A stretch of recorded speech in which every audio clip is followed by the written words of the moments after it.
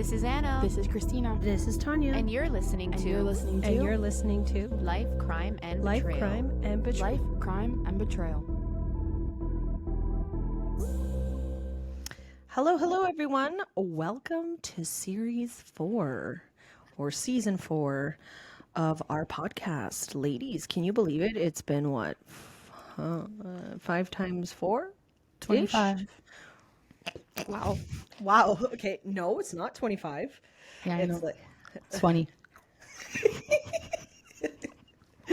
Okay, well, it's been roughly, because I think we did, an extra episode in Season 3, so maybe 21, 22 episodes? That's wild. You guys are both incorrect, but that's fine. What do you mean? 4 times 5 is 20. Never incorrect. Yeah, but we're in season 4, so we haven't filmed all of season 4 yet, so we are not at 21 episodes. Oh, fuck. No way we filmed 21 episodes. No, we Okay, it's haven't. like 16 episodes. My apologies. I don't think we did Clearly, that math either. is not my subject. It's not. Anyways, welcome everyone. And to those that have stayed with us since season 1, thank you for staying with us. We absolutely love talking about true crime. We love our fan base, and we love doing this every week. So we're on episode 1. No, there's some weeks I'm a little tired. What? There's some weeks I'm a little tired. Yeah, we know. You yawn all the time. Yeah, once it starts, I can't stop. Okay, drum roll, Christina. Where are you taking us? Anna? So as we had mentioned before, we are going to England. However, before I start, there's a lot of things that I've been reading, and I want to get your ladies' opinions, but also I would really like to invite our betrayers in our audience to also give us your opinion on what I'm about to ask. So Tanya, Yeah, Christina, what's up? are you in favor of the idea of the jury members being able to basically say guilty or not guilty and convict someone? No. Well, that's why we have a jury system, so yeah. So you agree with it? That the jury has a decision on your sentencing? Yes. No, like the jury ultimately is the one who does the convicting. Oh, well, yeah, I am in favor. That's how it works, no? Isn't that how our justice system works? Yes. So basically, I'm asking if If I'm okay with the jury deciding my life, should I be on trial?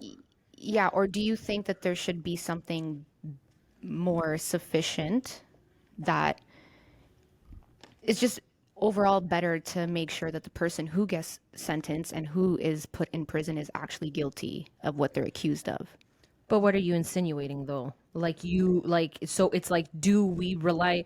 So the question, if I'm trying to understand this correctly, is do we rely on the judge to make the decision, or do we accept the judge and the jury? Like the judge goes off of obviously what the jury says, but you're asking us if we're okay with that? Yeah, I guess basically because there's so many cases that we all know of, I'm sure our listeners and audience have seen or heard of a lot of cases where people do get found guilty and then 20, 34 years down the road, it turns out that they're not guilty. And when you look at the evidence in the trial, there's minimal evidence that actually should have made him or her be found guilty. You know what I mean? So Yeah, I what just was think it? I don't know. I understand you eliminating a bias and it should just be a jury of your peers and they're everyday regular people. But I'm like, on any given case, you throw me on a murder case, I don't think I have the right to decide that. And then I'm sorry, and this doesn't mean to come across as like an ignorant statement, but what's the point of the judge? To just keep peace in the court? Like maybe instead of a jury, to decide. Sorry, I'm they interrupting. they decide the punishment. I know that, but instead of a jury of your peers, maybe it's a jury of judges, like someone who's been doing this for 30 plus years, who knows what the heck they're talking about. Like, you're telling me a jury is made up of a teacher and a grocery clerk and a bus driver and a janitor, and then all of a sudden they decide your life. Unbiased opinions. That's the whole purpose. Yeah, I get that. You know? I just think, like, these people aren't qualified to decide that. I don't think anyone's qualified. I'm against what Christina's saying because Fair. If it was like a whole group of juries, then I mean, sorry, if it was a whole group of judges, then it would be a biased opinion. You get what I mean? And the fact that they're just bringing randos from the street and they're not allowed to look at anything outside, like in regards to like the news or whatever. And in some cases, like some serious cases, they put these people up in hotel rooms where the only point that they could come out is to listen to the case and then deliberate and then go back to their rooms. I feel like you're giving someone a fair trial. I don't know. I just think about like I had a coworker who was called up for jury duty, and it gave her a lot of anxiety because you don't get paid for it, right? Like you're not getting paid from your regular job if you take time off for it. Then you have to worry about your family and your job. Okay, that's one thing, right? Now let's flash forward into the future. The case that we did back when we did Canada with the little girl and the little boy. Yes. What's his name? I'm always blanking on this guy. Stephen Trescott? Stephen Trescott, right? Let's say Stephen Trescott's jury. Now it's been 50 years since the case. He's acquitted. He wasn't guilty of it. Or like, just the mental effects that come with like with doing that. Is there like psychologists who approve? It's just the lawyers who approve? Like, I don't know. I don't But know. it wasn't the jury that decided, though. It It was. was. It was? Oh, Yeah. I thought it was just the police. I just think that if we're going to continue with ultimately humans deciding, right? Because it doesn't matter, in my opinion, you could say, oh, the judge needs to decide because of the biasy or whatever, but humans are going to have biases no matter what. It doesn't matter Yeah, you what can you never- say, Obviously, yeah. right? Never eliminate that. So maybe there has to be certain boundaries. I don't know how to explain it because I mean, there's certain parts that I don't agree with. I think because sometimes you're in a trial for fucking 5, 6, 7 months and you're listening to, do you know how much information and unnecessary information that they will bring forth? And me as a person, by like the end, if I have a family or I have bills to pay, I'm like, I want to get this over with. So how do you know that by the time they're not going in there to start discussing guilty or not guilty, that they're not one of those people that thinks the person is not guilty or guilty, but is like, yeah, I want to go home. I'm just going to agree with everyone else. Yeah, and what if you can't reach a unanimous decision and then they have to call a mistrial and then all that work was for nothing? Yeah. I think, okay, none of us have been in jury duty. I've never got called a day since I'm Neither turned have I. 18. And now Watch, my meal tonight's gonna have one. Watch, one of us is gonna get called.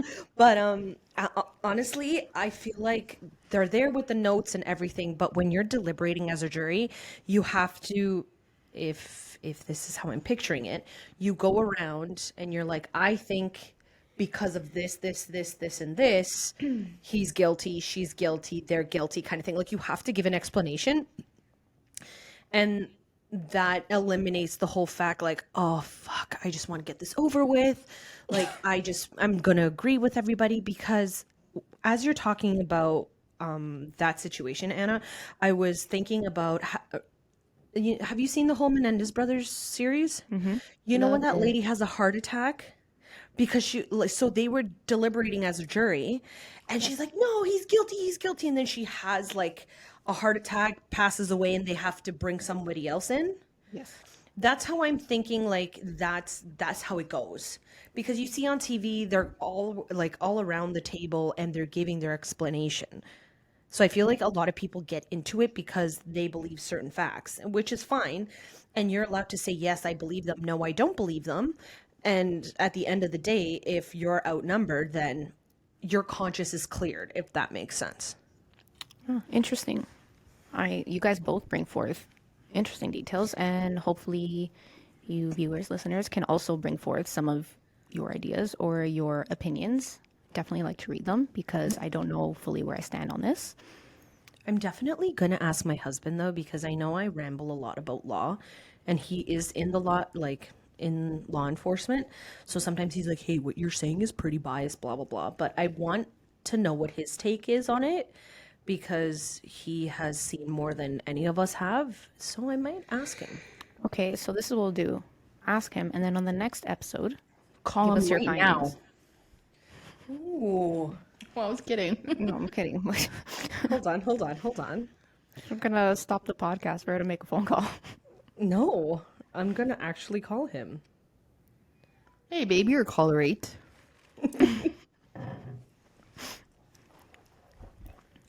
Ring, ring. Hey, honey, question.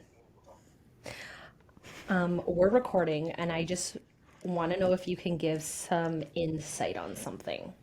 Hey, babe. We're just having dinner. Huh? We're just having dinner. Can I wait like 10 minutes? Yeah, sure. Yeah, I'll call you back when we're done. I'll call you back at the end of the episode because Anna's about to tell the story, but I'll call you at the end of it, okay? Okay. Okay, bye. Hey. All right, we'll Viewers, see. wait until the end of the episode. We're not going to give his name, where he works, and everything, even though it might have slipped up his name a couple of times. But yeah, you'll hear from him at the end of the episode. Cool. Moving forward to today's first episode of the England series, I'm going to be touching on a case that I'm going to say 99.99% of you out there know about it and are familiar with it. And it's a very infamous case. And I more want to touch on it because I want to look more at the victim side of things rather than the story of who the perpetrator was. Oh, spicy! I love this. Okay, sorry. I get too excited about this shit. But we will also touch on things about the perpetrator later on. Obviously, it's part of the case, but I just wanted to dive more into the victim side of things. And this case is going to be of Jack the Ripper. Hey! I was hoping you would do it. Sorry. All she talks about, in case anyone was wondering, at least once a week. Did you know Jack the Ripper? I love it because he was so mysterious for so long until they actually found out who he was. Love it. In the autumn of 1888, East London was a city teetering on the edge of poverty, disease, and desperation. But something far more sinister was about to descend upon the streets of Whitechapel, something cold, inhumane, and calculated. He didn't come in through windows, he didn't leave behind fingerprints. What he left was fear. 5 women, 5 brutal slayings, all in the span of a few weeks. Their names are too often forgotten. Their stories are overshadowed by the dark legend and what grew around the legend of the killer. He taunted the press, he mocked the police, he claimed to be a surgeon, a butcher, a ghost, and with every drop of blood spilled, he etched his name deeper into the pages of history. If you think you know the story, wait a second, because trust me, you don't know the half of it. So Oh chilling. my god, Anna, that was great. You're getting good at this, eh? A little storyteller. Just wait. I'm on the edge of my seat. During the mid 1800s in England, particularly London, saw a sharp rise in Irish immigration, with many settling in major urban centers like the East End. Starting in 1882, waves of Jewish refugees were fleeing their own countries due to, I guess, the violence that was going on back home, and a lot of them migrated to the Whitechapel and East End area, which unfortunately then became heavily overcrowded, its population reaching about 80,000 by 1888. This rapid growth strained resources and infrastructures, leading to deteriorating working conditions, living conditions, and the emergence of the struggling lower class families. Tragically, more than half of the children born in the area did not survive past the age of 5. Poverty, crime, and alcoholism was rampant, and many women turned to prostitution out of sheer necessity. By October 1888, police had estimated that there were 62 brothels, roughly, and 1,200 women engaged in sex work in Whitechapel. Around 8,500 people were packed nightly into the 233 common lodging houses scattered throughout the area. And I guess common lodging houses is basically very, very low pay, and you basically get a room for the night, but you have to pay on a nightly basis. So I guess it's equivalent of a hotel, but just less aesthetically pleasing. And it's literally just you get a room and a bed, and I guess It was like a hostel. pretty much Bed and breakfast. worse than that. There were so many attacks and murders to victims around this time that it was very hard for any investigator to pinpoint how many individuals were murdered by the same killer. 11 separate murders took place between 1888 to 1892. However, 5 out of the 11 murders were linked to one perpetrator. These 5 murders all occurred in 1888, and they were known as I can never say this word. They were known as the Canonical Five, and were all linked to the infamous Jack the Ripper due to the similarities in the murders, location, their injuries, and what he did post killing them. The Canonical Five victims are Mary Ann Nichols, Annie Chapman, Elizabeth Stride, Catherine Eddowes, and Mary Jane Kelly. Mary Ann Nichols was struggling in life after her first marriage and had ended to her, sorry, was struggling in life after her first marriage to her then late husband, William Nichols, whom she had 5 children with. During her marriage, Mary was fighting with alcoholism, and it was said that she had already begun prostitution at this point to make ends meet, which ultimately also assisted in the end of her marriage. However, it was also debated that the reason for the end of the marriage was allegedly William, her husband, had an affair with the hired nurse who was helping Mary after she gave birth to their last child. And this is a picture of Mary Ann Nichols. Is something wrong with her eyes or just me? No, I think it might be the picture. Yeah. Like, because the picture's old and stuff. I'm not saying that it's. Oh. No, she might be just smiling because I smile with one side, so sometimes I look a little And this was slanted. his first victim. Correct. Why? Makes it so much real when you have a picture of them because you just like put a Yes. face to the name, Agreed. a name to the face, a face to the name.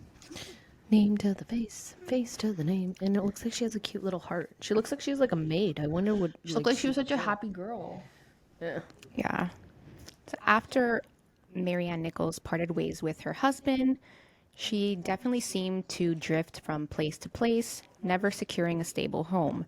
Her remaining years were marked by her constant moving to workhouses, cheap boarding houses, occasionally with her father, and depending on the support of boyfriends, charity, and the small amount she earned through sex work. Much of her income reportedly went to support her growing addiction in alcohol, which only deepened her instability. August 30 and 31st of 1888 marks the last 2 days of her life. On the final night of her life, Mary Ann was last seen drinking at the Frying Pan Pub, located at the corner of Thrall Street and Brick Lane. After leaving the pub, she made her way toward her lodging house, intending to sleep for the night. However, she lacked the necessary funds to pay for a bed and was turned away by the deputy of the lodging house, left alone on the streets with nowhere to go. So again, this is what I was talking about, lodging houses, which kind of just makes me super sad. The fact that she went back technically to where she sleeps on a regular, but didn't have enough funds and was turned away. And that's the reason why she was out so late. According to various accounts, Mary was wearing a bonnet that she hadn't owned previously. It's believed she wore it in hopes of appearing more appealing to potential clients, and as she left the lodging house, she had turned to the deputy, and according to his recollection said, she told him, "I'll soon get my DOS money. See what a jolly bonnet I've got now." How they used to talk like 100 years ago, you know? Well, I say 100 years ago, but it's probably more. But like, my bonnet, blah blah blah, and it's like, oh, that's cute. I love the way they used to speak back then. I don't know about Whilst you guys. Yeah. it gives me PTSD with like Shakespeare and stuff when we were in high school and you had to like read Shakespeare in Shakespeare and you're like, what does this mean? So Tanya, what you're describing is my job. Yeah, absolutely. Old English to New English translation, please. Yeah, Shakespeare was never a good thing for me. No, but seeing Shakespeare's theater was pretty cool. Mm-hmm. That was pretty cool. So sometime between 2:30 and 3 a.m., so we're now at August 31st, a woman named Emily Holland saw Mary leaning against a building, clearly under the influence of alcohol.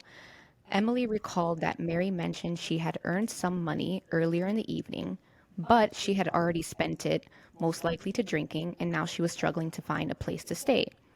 Emily urged her to come home with her and that she would provide her a bed for the night, but Mary declined, insisting she needed to earn back the money she had lost. That was the last time anyone saw Mary Ann Nichols alive. Around 3:30 to 3:40 a.m., two delivery drivers came across her body lying on the ground in front of a Jesus. gated stable entrance on Bucks Row. And this is basically the area where she was found. And that's just a picture, So her body was found on the street. like on the sidewalk almost. Yeah. So for those of you who may be listening on Spotify or anywhere where our podcast is available, the picture that we're just currently showing is an alleyway in London. So her body was just kind of tossed to the side on the sidewalk. We do urge you, though, to follow our YouTube channel, Life Crime Betrayal. Life Crime and Betrayal. Oh, you'll find us if you type us in. I should do more research on that. But we do show a lot of the pictures that coincide with our podcast. So if you want more detailed visions of what we're talking about, just go ahead and follow us, like, and subscribe. Thank you. You're welcome. So, as Christina had said, her body was found on the sidewalk, and her body was described as being positioned almost perfectly straight. Her eyes were wide open and stared blankly upward. Oh, no. Yeah. Sorry I'm interrupting, but oh my. And her clothes were in a disarray. Some accounts mentioned that her skirt was raised, exposing her lower body. At first, the men weren't too sure whether she was actually dead or simply unconscious, but they quickly alerted authorities. When the police arrived, it became immediately apparent that this was no accident. Mary's throat had been deeply slashed with two gaping knife wounds. Her body was still warm, indicating that the murder had occurred shortly before she was discovered. Upon closer examination of Mary Ann Nichols' body, investigators found bruises on both sides of her face, likely the result of being struck or maybe having a hand forcibly pressed against her mouth. The wounds on her throat inflicted from left to right, and eventually this led detectives to believe the attacker may have approached her from behind, covered her mouth, and then slit her throat. Further injuries were found on her lower body. There were two stab wounds to her genital area, and her stomach had been also viciously slashed. Jesus. One deep jagged wound sat about 2 to 3 inches to the left of her midsection, multiple incisions across her abdomen, and I guess they were so deep that they said her intestines were protruding out. Oh Oh gosh. no. However, despite the severeness of the attack, no internal organs were removed, and as mostly everybody knows, Jack the Ripper was known for removing his victims' organs. My theory is on this. I don't know. Let me see if you guys agree or if listeners or viewers you agree. My theory is if this was his first killing, this was his Trial. yes. M.O.? Yeah, like like a pilot, not MO, but more like, okay, if I leave the body, and we should have done a trigger warning. Apologies to anyone listening or looking or viewing, but if he brutally damaged the body like he did, this was his first time doing it. So maybe seeing what he saw, like how he left her, probably like encouraged him or like inspired him. He's like, I want to see that again and I want to keep it, because a lot of killers keep like a token usually of their victims. Also, can you like zoom in on that picture, Christina? Yeah, sorry, let me bring it back. I want to see like how they drew her, because she looks stunned, but like I want to see if they. Oh, okay. Well, like But like how you said, she was positioned straight up. that's interesting. Like she got stunned. But I definitely think the investigators were correct. The fact that she had bruises on her face and around her mouth, I do believe he probably like just came up behind her and she wasn't even aware. Oh yeah, no, definitely. Yeah. Agreed. The second victim was discovered just over a week later, and for me, Annie Chapman's story hits especially hard. She was born the first of 5 children to Ruth Chapman and George Smith. Annie grew up in a family that moved often due to her father's military career, and even from an early age, Annie struggled with alcohol, a battle that would literally follow her throughout her life. On May 1st, 1869, Annie married her relative John James Chapman. The couple had 3 children together: Emily, Ruth, Annie Georgina, and John Alfred. Tragically, their youngest child, John, was born with physical disabilities and unable to walk. Although Annie had reportedly given up drinking by 1880, and most people believed that was the fact that she started having kids, and the fact that her youngest child had physical disabilities weaned her off of the alcohol, probably because she just wanted to do better. Sorry, I'm interrupting you. Why does it hit hard for you? Because of the how it all happened, or? No, it hits hard. I just feel like her backstory, I'm not completely done, but so much happened to her Oh, okay, okay. that, Okay, understood. you know what I mean? It just, Yeah, no, I understand. Sorry. yeah, Apologies. Getting ahead of myself. no worries. However, because of all the struggles, she did eventually soon go back to alcohol. Then came another heartbreaking blow for her. In 1881, their eldest daughter, Emily Ruth, died of meningitis. Oh man. Yeah. The loss devastated both Annie and her husband, and they both descended further into alcoholism in the years that followed. Annie was arrested multiple times for public intoxication, though there's no record she ever faced formal charges. The mounting difficulties ultimately led to the breakdown of her marriage. And as she went further along, she was struggling financially as well, and she did ultimately turn to prostitution to assist in supporting herself. September 8, 1888, Annie had arrived at a lodging house just after midnight. She didn't have the money to pay for a bed. Witnesses reported that she had lingered for a while. She was shooting the shit with some of the other people that were staying at the lodging house, eating, drinking, and then told the deputy to save her a spot and a bed, and she told him, "I'll soon be back," before heading into the night. Unfortunately, she too never returned. Around 5 a.m., a witness reported seeing Annie walking with a man. He was described as roughly 40 years old, medium height, dark haired, possibly of foreign descent. According to this account, the witness said he heard the man ask her, "Will you?" To which Annie replied, "Yes."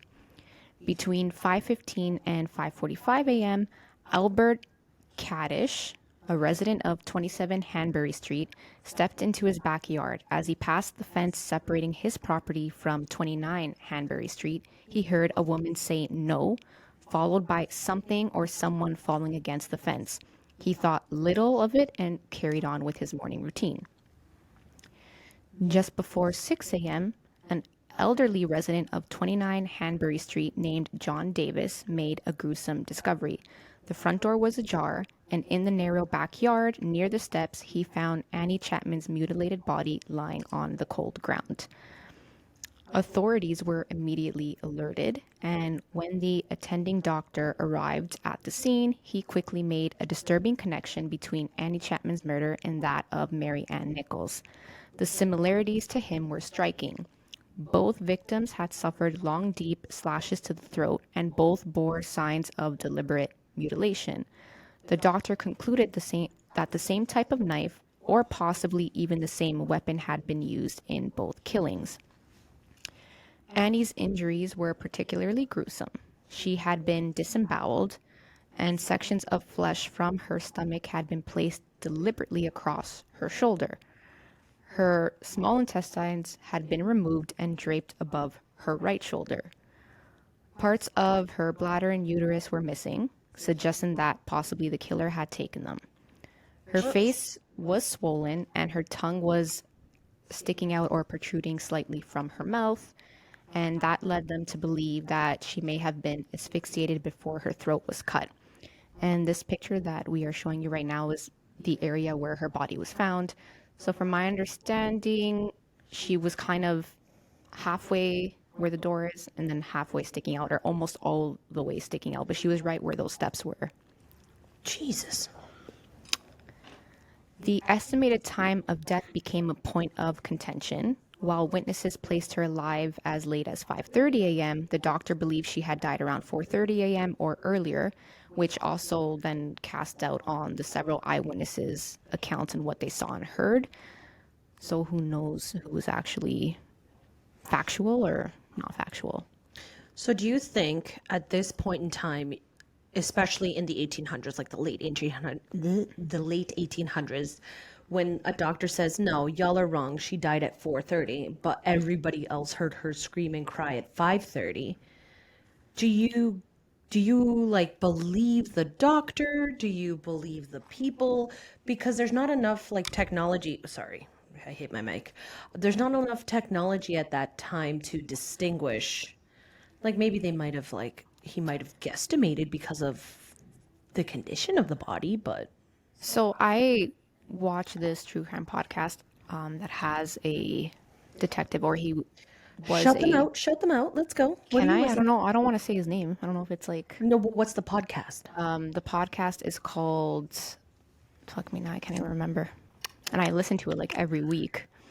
Crime Weekly. Podcast is called Crime Weekly. Crime And there- Weekly. Yes. You're good.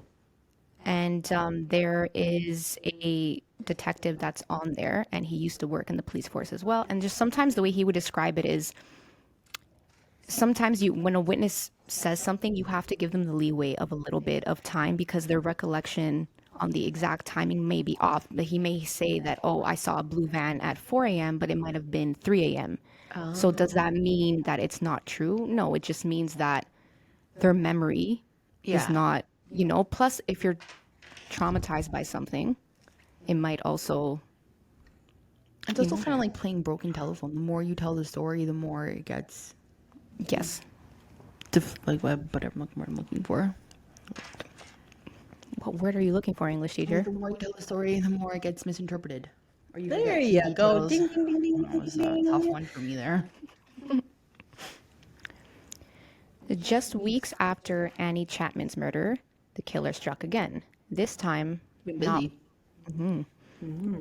not once this time, but twice in the same night. Oh, no way. You didn't know that? I didn't either, but Well, I'm just adding excitement. I thought you were a Jack the Ripper fiend. No, I'm more of like a okay, so viewers out there, I'm not like this hardcore die hard Jack the Ripper fan. I'm more of like a fan of the fact that this has been a cold case, like the cold case for years.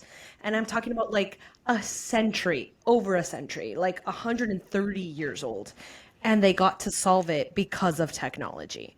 Like that's my sorry, I'm going on a little talk for 2 minutes. Like that's where my studies is coming from. My studies is coming from like digital world and cities and stuff. So to know that law enforcement has these technologies now and like we also are like privy to it and we see it and the fact that we can now trace it 130 odd years back is insane.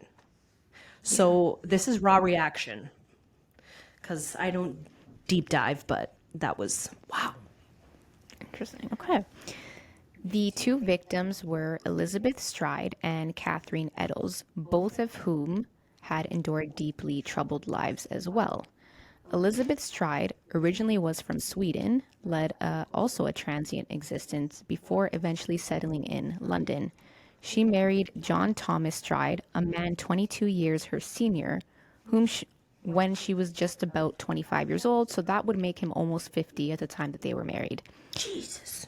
Yeah, no, I thought the same thing. Their marriage quickly became strained, largely due to financial hardship. By 1881, the couple had officially separated, though it's believed the relationship had already dissolved long before then. Struggling to survive, Elizabeth ended up in a poplar workhouse, which is basically like a grim institution that provided shelter and labor for those in need. Like many women in her situation, she found herself living in common lodging houses, earning meager wages through sewing, housework, and at times prostitution. Elizabeth was known for having a temper, and she was also known for embellishing stories and creating lies, and had a long history of drunkenness and disorderly conduct. She was also involved in an unstable, abusive relationship with a dock worker named Michael Kinney, and at one point she even attempted to press charges against him for abuse, but later withdrew them. Ultimately, their relationship collapsed, largely due to her ongoing battle with alcohol. On September 29th, 1888, the day before her murder, Elizabeth was seen by numerous acquaintances and fellow lodgers. As the evening progressed into the early hours of September 30th, several witnesses reported seeing her in the company of different men, leading them to believe that she may have been seeking clients. Around 11 p.m., one man described seeing her with a short man sporting a dark mustache and wearing a morning suit. By 11:45 p.m., another witness observed her embracing and kissing a man in dark clothing outside 58 Burner Street. At 12:30 a.m., police constable William Smith spotted her with a man wearing a hard felt hat across the International Working Men's Educational Club, which was a local Jewish social club. Just minutes later, another witness named James Brown saw a woman, believed to be Stride, standing against a wall on Berners Street speaking with a man in a long black coat. So I'm actually giving credence to a lot of these witnesses because they're all kind of saying the same thing. He was wearing dark clothing. They're all seeing her at different areas on Burner Street. So I think this is actual factual. Real testimony. Actual factuals in West Philadelphia. I love how there's such a point to be made that she was with men the whole time. Like, whether it's subconsciously or consciously setting the narrative of who she was with. And don't you notice that it's like a thing between all the witnesses? It's like, oh, they were was a of a sex low worker? income. Yeah, they were of low income. They had no identity, pretty much. They were untraceable, and they were prostitutes. Yeah, I but this is wonder just like who the the Picton modern. murders too, I was right? gonna say, I wonder who the modern day Jack Ripper is. Like it was so. What do you say, Christina? Scuzzy. It was so Scuzzy is my scuzzy. favorite word. It's true because like if there's a commonality, if Anna keeps going and talking about all the victims and the commonalities that they were sex workers, newly divorced, young woman, pretty, then he's truly preying on what he thinks is devalued, lower than girls, right? But they're all yeah, and they're also untraceable. You get what I mean? Yeah, Like they're divorced, they're lost in the wind. I just think it's like it's kind of like also like what was his name, the gardener, Bruce MacArthur. Bruce, right? You're preying on people who are innocent and can't fight back. Of course, you're picking on these girls because their narrative is different. You view them as less than in society, so their story doesn't matter. Every single story of this girl that Anna's read about starts with the same byline. They were a sex worker. They were in a hostel. They were alcoholics. They didn't have money. It's like you had like a theme or a type. Which makes me wonder, like, I think you guys pay more attention to history and the evolution of history, but why was alcohol such History a major. main common denominator with all of them? Like, why were all of them addicted to alcohol? Was it because it was easily accessible and cheap at that time? Probably. Right? That's what I Because was. because opioids weren't a thing back then. For you to sedate someone during surgery or anything, it would be Opioids were a alcohol. thing. Well, you get Confessions of an Opium Eater. They were definitely a thing. It's just what's cheaper to get your hands on quicker is going to the pubs. And pubs were a huge thing. You're talking about London, right? That's also a huge thing too, a huge commonality here, a huge pastime. But alcohol, you're steaming back all the way to the Renaissance area, the middle. Oh my God, medieval times, all that blah stuff. blah blah blah blah. Sorry. Sorry, what I meant was like the intense drugs that we have now. So like steroids, like all that other stuff, like we have now like chemically made drugs that are also easily accessible. But alcohol, as long as you ferment something really, Yeah, it's easy really long, process. it It's becomes cheap. alcohol. Yeah. You have some sort of wheat grain, you could make it. Yeah, I think. The final and most alarming sighting of Elizabeth Smith came from Israel Schwartz. He saw a man grab and throw Elizabeth to the ground, according to his statement, near Burner Street, followed by what he described as screams. Israel Schwartz claimed that there was another man nearby lighting a pipe, and Schwartz, fearing for his safety, fled the scene and didn't do anything. Which you might question, and I kind of questioned at the beginning, but I think everyone needs to understand at this point, everyone in this town was terrified of Jack the Ripper, and pretty much everyone's fears were heightened at this point. From what I was reading, by the second murder, it was like that was all everybody could talk about. So when did his nickname come up? So Jack the Ripper, interesting enough, only came up because someone, from my understanding, had sent a letter to, I can't remember if it was police or newspaper, what are they called? Newspaper people. You know what I'm talking about. Reporters, journalists, writers? Yes, and he claimed to be Jack the Ripper. So he was claiming responsibility for, I think it was the first two killings at that time. However, they later deduced that they don't even think whoever wrote that letter was the actual killer. There's always that one person that wants in on it. Yeah. And I Common think denominator. Jack the Ripper just kind of stuck because now at that point you have the news people calling him Jack the Ripper, and it kind of just became In all these like newspaper clippings, they're calling him the Whitechapel horrors first. yes, that was the other way, yeah. But in terms of where Jack the Ripper came, that's literally where it came from. Interesting. Elizabeth's body was discovered at around 1 a.m. by a club employee.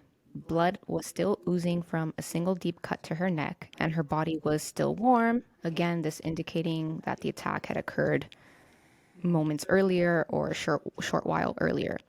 The gash had severed her left artery and windpipe.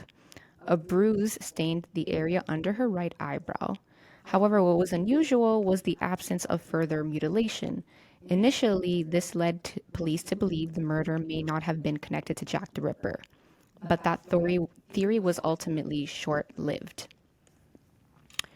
And I'm going to put a picture up of where they had found Elizabeth's body, just so you can get an idea. So if you look at the picture, Christina, if you can like scroll in a little.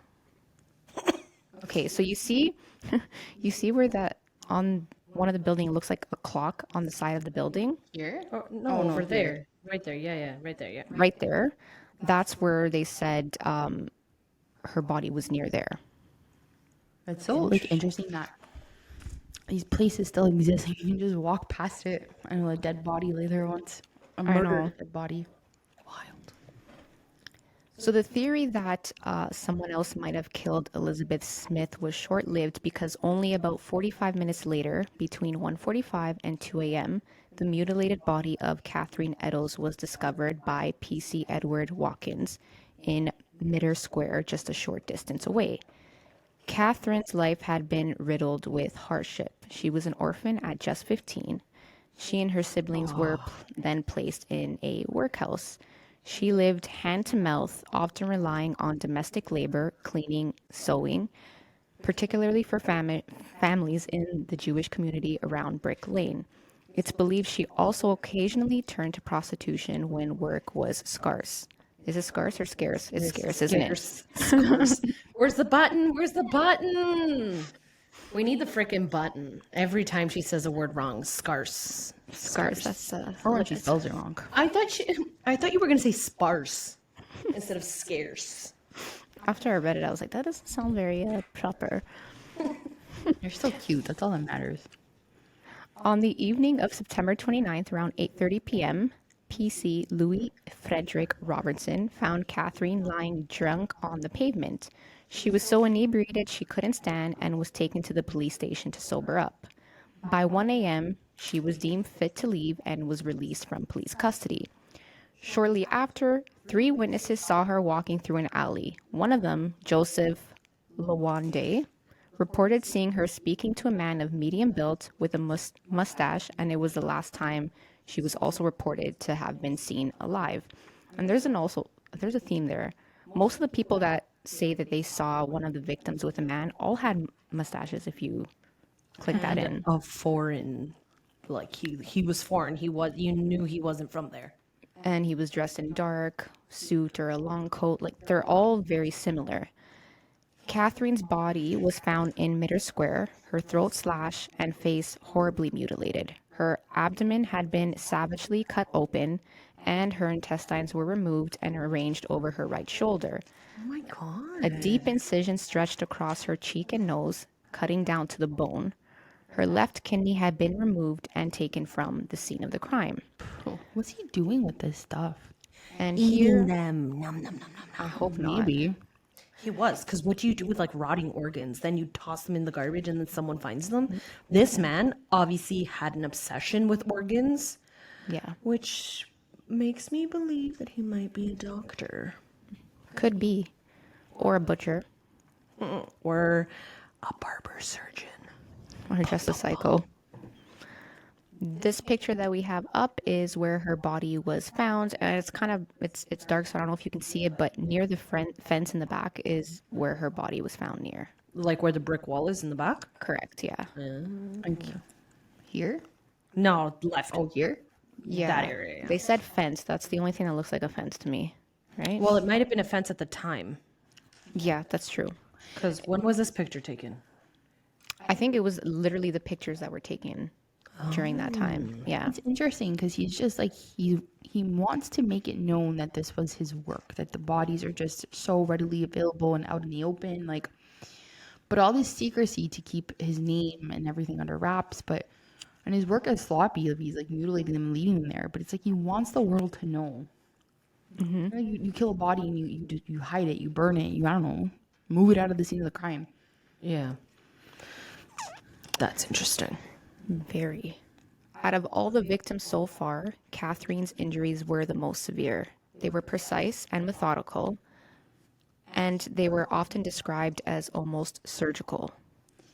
It's like he's getting better the more he does it. That's exactly what forensics and the investigators were saying as well, that as each body came, it just looked like he knew where the organs were, he knew how to cut them. So it wasn't messy per se. Because these two murders occurred within roughly an hour of each other and within close distance, it became clear to investigators that this was the work of the same killer. And they ultimately said that Jack the Ripper had struck twice in one night. And I have a theory on this. Hear me out. Elizabeth gets killed, and as we know, she wasn't really mutilated, none of her organs were missing, none of that. What if he was spooked? So someone interrupted him, and he had to flee.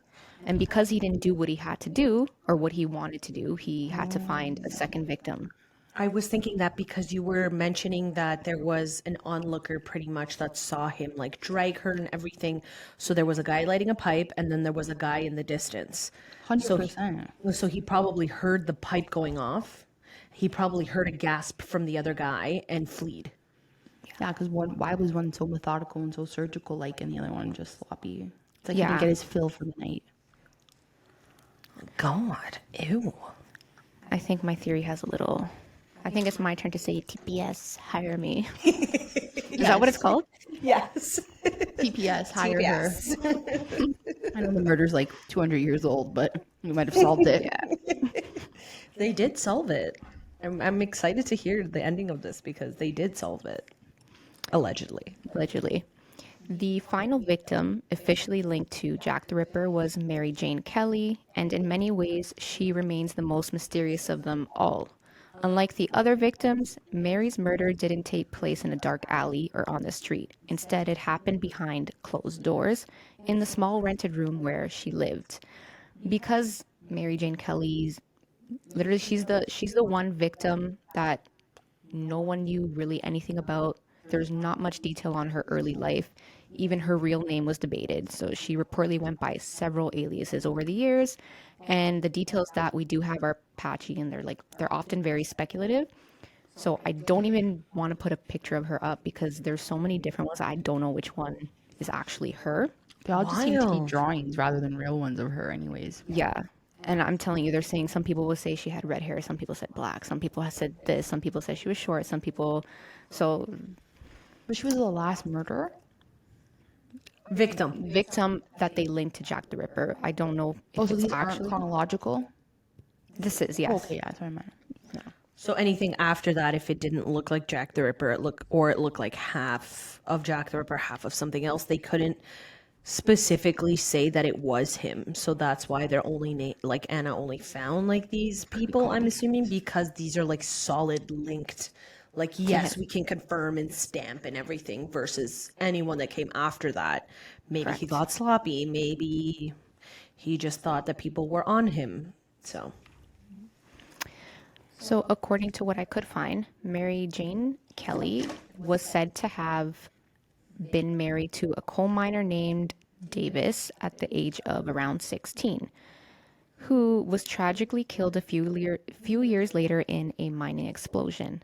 After that, rumors suggested she worked in a high-end brothel in London's upscale West End before eventually drifting into the poverty-stricken East End. There, her circumstances declined and her alcohol use increased. It was in the East End that she met Joseph Barnett or Barney. The two formed a relationship and moved in together, though it remains a little unclear to me if they were romantic partners or simply cohabitating out of necessity and low in funds. So maybe, two, you a save a little little bit of money both. A little bit of both. or a little bit of both. In early 1888, Kelly and Barney moved into 13 Miller's Court, a small, sparsely furnished single room at the back of 26 Dorsey Street. Apparently, Mary Ann Kelly had lost her key at one point and had broken the window so she could reach the knob to unlock her door. It was never confirmed if it was ever fixed, and I'm inclined to say that it was not fixed. And this is just a picture of the basically the passageway leading to Miller's Court. On the evening of November 8, 1888, Barney visited Mary for the last time. He stayed with her from about 7 to 8 p.m., and then later that night, witnesses claimed to have seen her out drinking, but after that, her whereabouts are unknown. The next morning, on November 9th, Mary's landlord sent his assistant to collect her overdue rent. When there was no answer, the man looked through the window, and what he saw was truly horrifying. Mary Jane Kelly's body was found lying on her bed, brutally mutilated, and she was the worst out of all the victims. They claimed that she likely had been dead for several hours. The scene inside the room was literally it was wild, and I don't want to put it up, but there is pictures from the crime. You can't, Sina. It's super bad. What did you Google? If you Mary Jane Kelly, just put Mary Jane Kelly's body. It's in black and white, so it's a little, but you can see. Yeah, Oh no, I don't even want to. you don't. Yeah, you don't. Yeah, Oh my. I didn't even search for it. It was just, it's bad. Yeah, Yo, he's sick. yeah. Like he's absolutely sick. Like how could so for our listeners, our viewers, our fan page, like be very, very, very, very cautious when you Google this. We can stomach it and we know what we're getting into, but please, if you cannot stomach like a gruesome scene, don't do it. The poor lady, rest in peace. Her soul is probably still rolling around in the grave because who knows if whoever they named as actual Jack the Ripper is actually him. But oh my goodness. So she did have some of the injuries like the other victims. So she had the slashed throat. Some of her internal organs were missing, including her kidney, intestines, parts of her lungs. Her heart was missing entirely. However, just the mutilation that he did to the body, you can see that he like, I don't even know if I want to explain it, to be honest. Yeah. Yeah. Christina, again, technical difficulties. Maybe your mic didn't pick that up, but say that again. It's like ripped apart. Yeah. Yeah, that's the best way I can describe it. Jesus. That's so sad. I can't stop looking at it. Neither can I, but like when you see it, it's like you saw that someone went to town and loved it. You know, like it's so bad. Yeah, and I think not I think it's guaranteed the reason that she had so much more, I don't know if you want to say injuries or more done to her body, was because he had the time. All the other four victims were in public. They were out on the street. So his time to make sure that nobody saw him was very limited. If you remember, she was killed inside her residence. So he had that additional time and he didn't feel that, someone was going to come in. God, I I'd need to love to delete this. know if, like, how he's picking his victims. Had he stalked Elizabeth and Mary and Annie and all these girls for a time? Like, was it just, I'm going to roam the streets of London tonight and whoever crosses my path? Like, was he methodical? Like, I wonder what his, like, thought process was, because there's a random girl. You entered her house. Like, what possessed you to pick her and enter her house? Why is this one different? Why didn't you kill her in the alleyway like the others? Like, so many questions. Maybe he followed her home. Because remember, I said there was the broken window. So let's say hypothetically she Easy didn't fix access. it.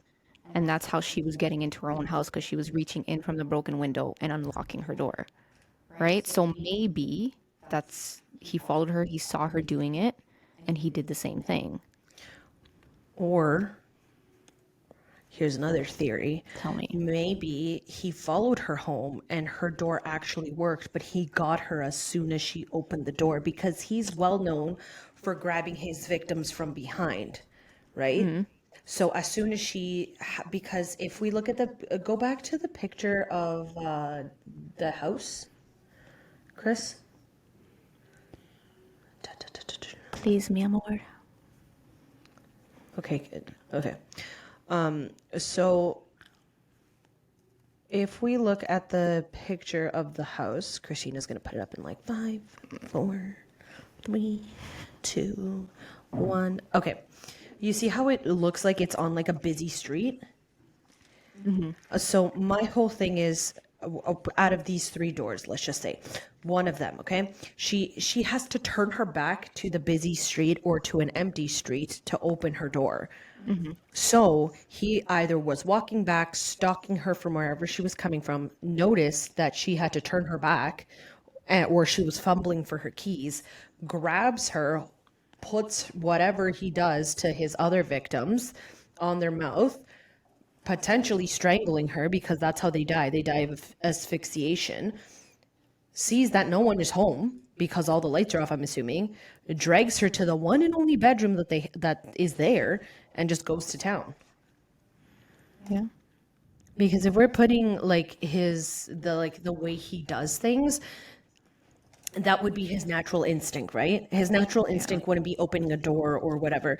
I'm just trying to put like 2 and 2 together. Like, okay, she probably was reaching for her keys or maybe reaching around the door to like from the window to the knob to open.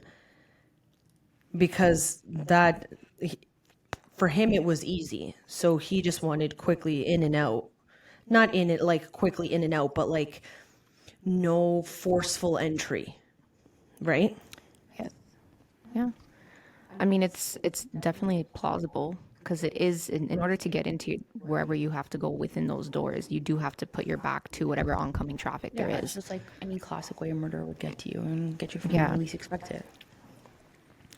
And I think the reason that this case was so infamous, as Tanya had mentioned before, it was a case that for almost 150 years, nobody knew who this guy was. Nobody knew who or how many people, not who, but how many people he killed. How there was no DNA left up till Oh recently. no, there was DNA left. Up till recently, Yeah. that we can finally definitively say nay or yay. And so I will bring up a little bit of that information that Tanya was mentioning previously. So there's an author called Russell Edwards, and he had written the book called, what was it called? Naming Jack the Ripper. So he basically found a shawl and bought it at an auction in 2007. So the shawl was said to have been found next to the body of Catherine Eddowes. And in that shawl, there was blood and semen that the investigators had found. However, this was back in 1888, and as we know, DNA was definitely not a thing back then. And apparently, this author, once he got the shawl, they did some testing on it, and they were able to match the DNA from the blood on the shawl with a direct female descendant of the victim. And then the semen was a match to a 23-year-old Polish immigrant named Aaron Kozminski. However, we will say allegedly because it's not Not that confirmed. Yeah, it's not confirmed by police or anybody from London's police department or whatever you want to call it. But this was just recently, right? Yeah. So the reason why they pinpoint it to a 23-year-old barber is that one of his direct descendants ended up having his or her their DNA put into the database because they were criminally charged for something. But what they deem, so the reason why he's naming it, he's naming the 23-year-old Polish barber was because this guy was actually one of the suspects. Difficulty. Say that again, Tanya. I didn't hear you at all. Really?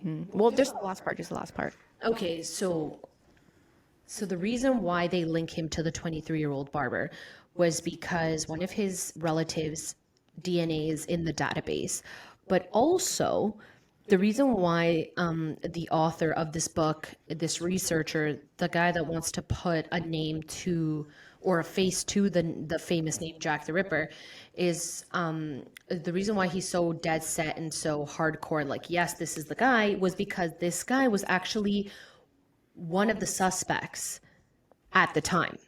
Interesting. I did not know that. So, and this is why it gets even more interesting and why I said barber surgeon. A lot of barbers at the time were also surgeons. So that's why, the barber pole that is like, it's like a candy cane of yellow, red, and blue. A lot of barbers at the time were also surgeons. So you would not only go to the barber for a haircut, you would also go to the barber for surgery. That's disgusting. Yeah. And the blue and the red, like the red represents blood and something along those lines. Viewers, listeners, please chime in if you would like to, because I'm not quite sure as to what the barber pole colors actually meant back then. But the reason why he was a huge suspect was because of the methodical way of cutting and everything. And this guy was also schizophrenic too.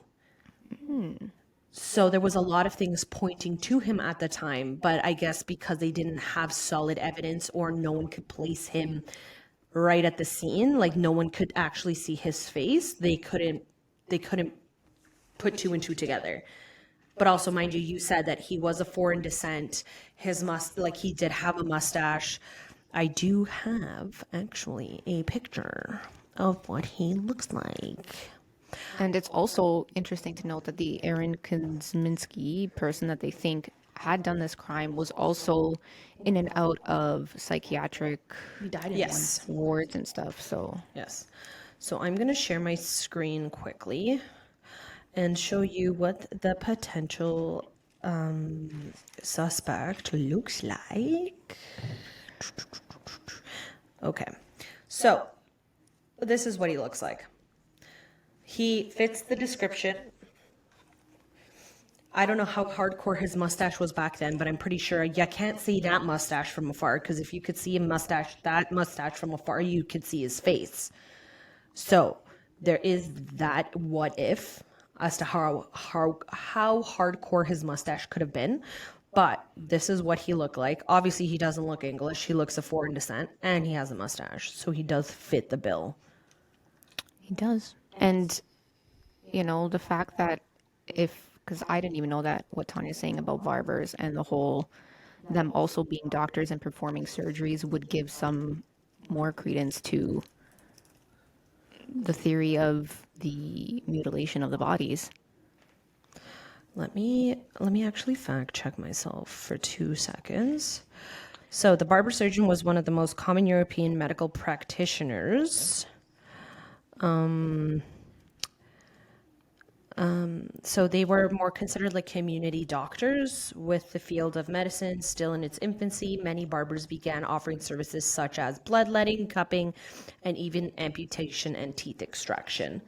Yeah, but be careful Interesting. because that was more in the Middle Ages, though. But it could. No, it does say here, what did barbers do in the 1800s? And I'm not pulling it from Wiki.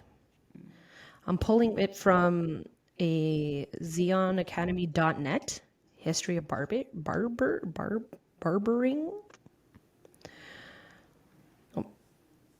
Could be that. Because they fully stopped in 1745, but we don't know like fully as to when they actually stopped, right? Barber surgeon pole It's an interesting fact. color meeting. It's very strange, but Too bad there's no way to like, because it's still all alleged, and while the data and the evidence does point to him, it can never 100% be confirmed. But it'd be a nice thing. closure. I think why it's not out there by investigators is because it's been so long. They said they don't know if there's any contamination with the DNA that was present. Yeah, it also said because it was a family passed down. Because the police officer who found the scarf gave it to his wife. It wasn't like it went into some sort of like evidence bin. Yeah, I was reading about no. it. So he gave the scarf to his wife, and it just got passed down. So there was like familial genetics in there too.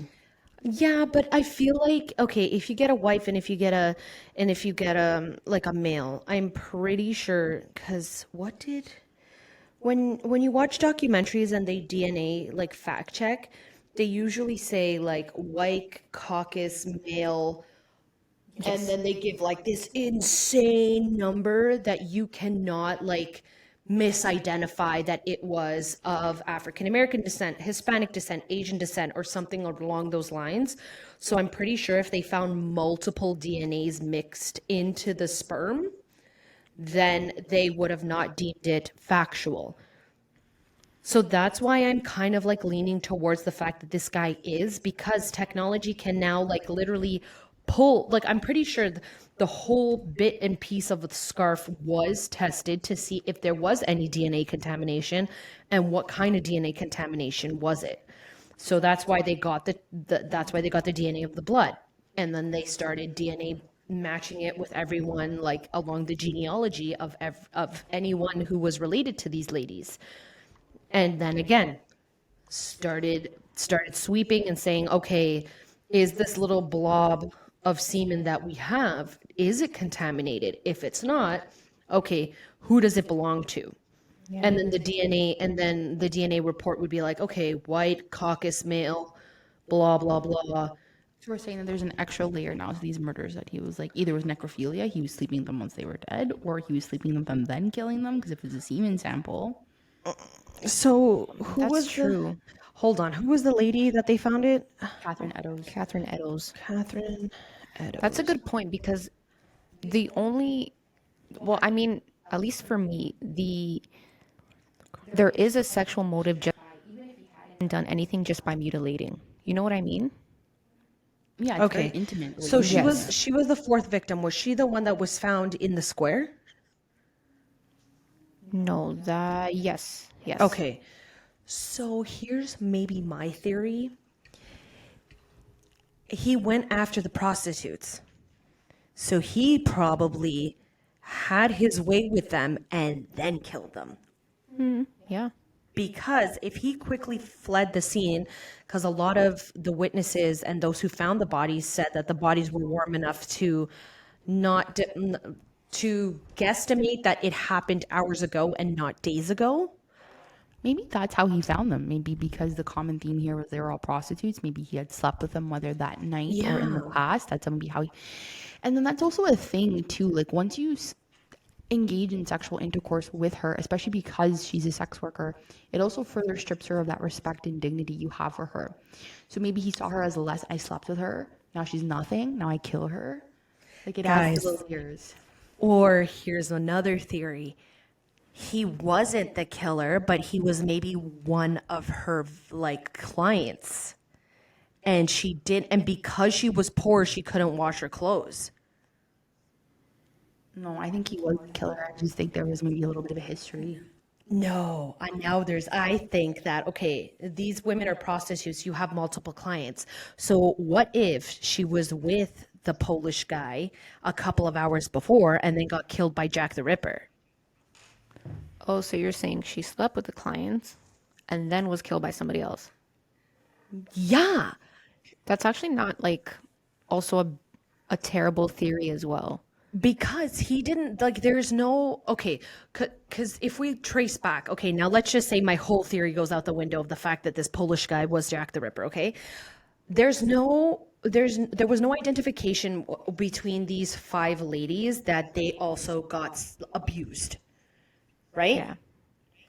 So what if this poor Polish guy like was like, "Hey lady, here's a couple of monies." They finished and then she got killed by somebody else, or she went and slept with somebody else, and because again, these are women that are of very low income, are of poverty, or have to sleep in these communal like locations, they can't properly like wash themselves or wash their clothes or whatever you want to say, and she ends up getting killed by somebody else.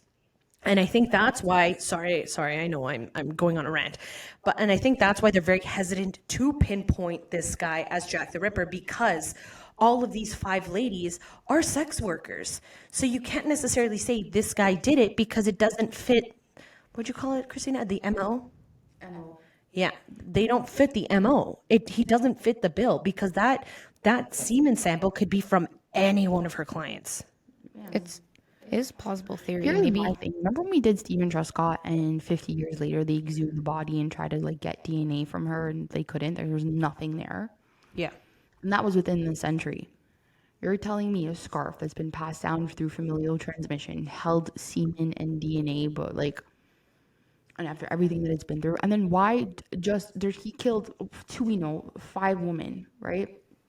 You're telling me of five women, there's no shawls, dresses, petticoats, nothing that was kept that they can go back and be like, okay, was Aaron's semen found on Annie's, on any of the earlier women too? Like, I want to believe that it's him, but I just think more needs to be done to say No, that. honestly, I think my mind has changed. I think my mind has changed. honestly, the what Tanya said could be true because maybe he was using these men who were paying for the services as like a smokescreen.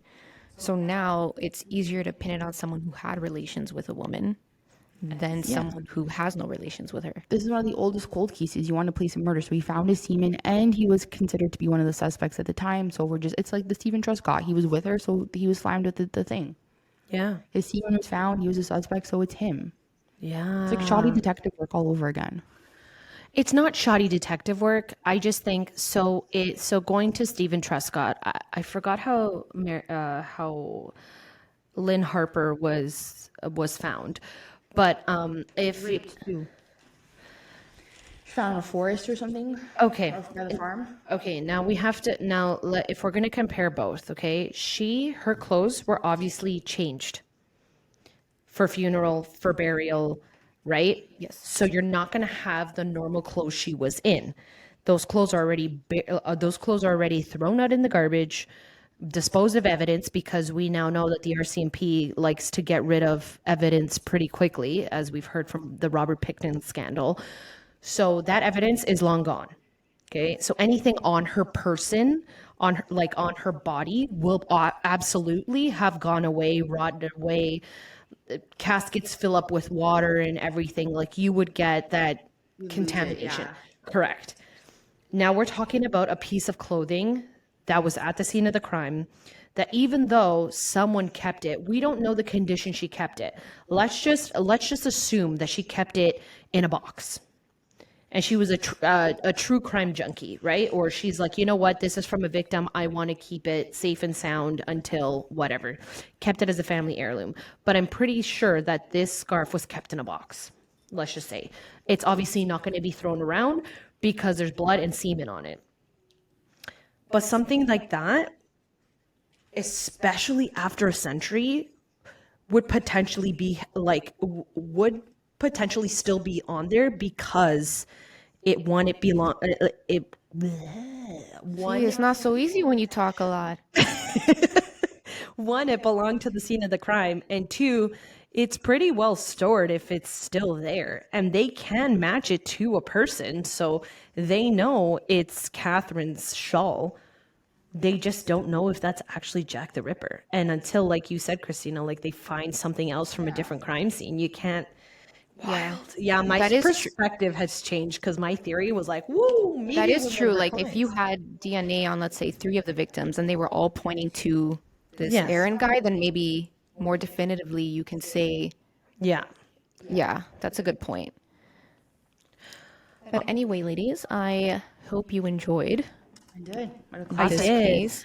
Also, viewers, listeners, if you have any theories from what Anna has told us today, please let us know because we will definitely read our theories. We'll comment, we'll like. We absolutely love discussion. So let us know what you think. And have a good morning. Have a good night. Remember, when you're walking alone, don't walk alone. Walk in pairs. Yep. Walk with keys between your knuckles. And as always, and we would greatly appreciate if you hit that like and subscribe button if you enjoyed what you heard today. Yes, please. And anybody out there, listen, I apologize whenever I fucking mess up words or I stutter, but it's all part of my charm. So we're just gonna go with that. And like Christina said, like Tanya said, love your opinions, join in, follow, subscribe. We want to create a little familia here. And as we go along, hopefully, we grow, we get better. Good night. Right out. Good night.